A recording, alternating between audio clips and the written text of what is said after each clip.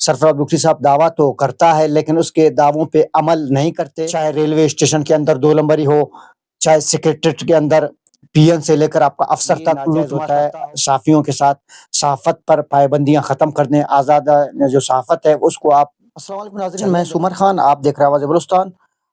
सहाफियों पर बहुत सारी जगह ऐसे हैं कि वहाँ पे सहाफियों पर पाबंदी लगा दी गई है, वहाँ पे आप कैमरा नहीं ला जा सकेंगे, वो आपसे मैं शेयर करूँगा। पहले तो मैं सरफराज बुगटी साहब से कहूँगा, सर आपकी हुकूमत, आप सहाफ़ी दोस्त थे, आपकी हुकूमत में सहाफ़ियों पर बहुत सारे पाबंदियाँ लगा दिया गया है, इनकी क्या वजूहात हैं? अब सहाफ़ी ऐसी जगह हैं वहाँ पे कैमरा नहीं ले जा सकेंगे, वहाँ पे सहाफ़ियों को रोका जाता है, वहाँ पे आपका जो है ना कैमरे को बिल्कुल भी नहीं छोड़ता। वहाँ मेरे ख़्याल में ऐसा कोई 2 नंबरी हुआ होगा, वहाँ करप्शन होगा, वहाँ लूटमार होगा, इसलिए वो सहाफ़ियों पर पाबंदी लगा दिया गया है, या फिर कोई और वजह हो सकता है। मैं आपसे वो जगह भी बताऊँगा कौन से जगह हैं। वो पहला जगह तो सेक्रेटेरिएट है, वहाँ पे आप कैमरा नहीं ले जा सकोगे क्योंकि वहाँ पर जो कारोबार होता है, दुकानदारी होता है, वो दुकानदारी उनके बंद हो जाएँगी।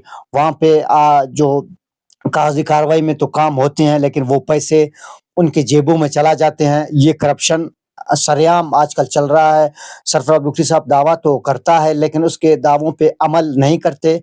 जब तक इस पे अमली काम नहीं होगा, ये करप्शन उरूज पर दिन प दिन ये करप्शन होता रहेगा।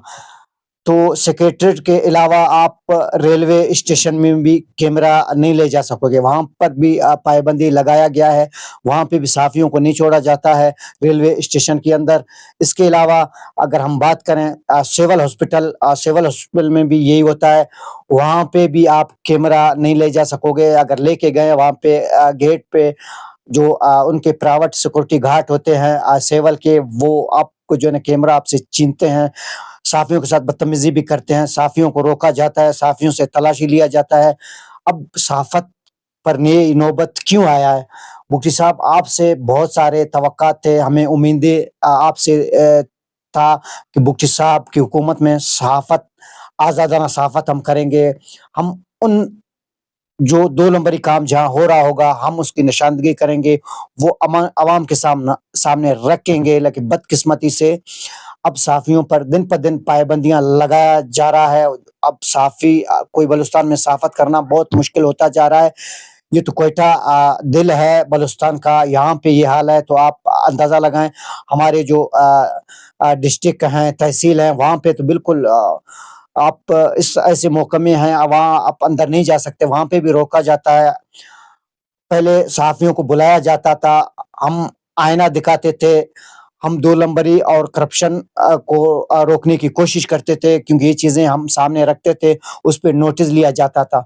अब बदकिस्मती से अब ये दिन भी हमें देखना पड़ रहा है, जो एक सहाफ़ी को एक सिक्योरिटी गार्ड रोक कर उससे पूछता है कि आप सहाफ़ी हैं, हम आपको कैमरा अंदर लेके जाने नहीं देंगे। अब हमें ये दिन भी देखना पड़ रहा है। एक दौर में एक सहाफ़त हुआ करता था, सहाफ़ी की बड़ा इज़्ज़त हुआ करता था, बड़े-बड़े लोग अपने कुर्सियों से टेबलों से बाहर निकल के सहाफ़ियों से मिलते थे। अब बदकिस्मती से अब हमसे मिलना तो दूर की बात, अब हमें अंदर जो है ना साहब से मिलना तक नहीं देते हमें। हमें कहा जाता है, हमें बाहर रोका जाता है, हमें कहा जाता है कि अभी इजाज़त नहीं है आपको। अब हम अगर आईना दिखाते हैं तो फिर कहते हैं सहाफ़ी बरादरी जो है ना, ये क्यों आईना दिखाते हैं? आईना दिखाना हमारा फ़र्ज़ है, आप कब तक हमें रोकोगे? आप कब तक हमें जो है ना ये ज़ंजीरों में जकड़ कर रखोगे? लेकिन इंशाअल्लाह ताला ये हम काम अपना जारी रखेंगे।